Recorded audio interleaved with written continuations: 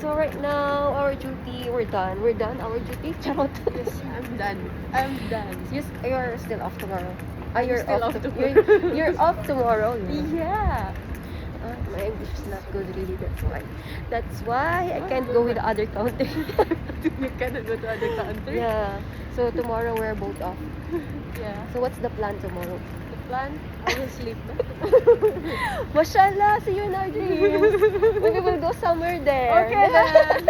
We will go somewhere like Japan. I don't like Japan. Yeah, Japan, Japan, Korea. So Korea. after Japan, Korea, but then Thailand. Right? Right? We go to floating market. And yeah, we'll go again there, floating market. You know, I miss the taste of the mussels. Yeah, Like that. No, it's delicious. it's really delicious, tasty. And you know what? If I go back there, I want to order again that one. The mask. The mussels. Right? So we're going home now. Hungry. Me too. I want to eat something also, but I'm on a diet. You're on a diet. Yes, I'm on a diet. Because you know, came from the Philippines, I gain weight. And I cannot accept it. Okay, that's Because it. I'll eat a lot of rice. Rice is our time. Yeah, no Asian. Rice is... Yeah, No, rice is life.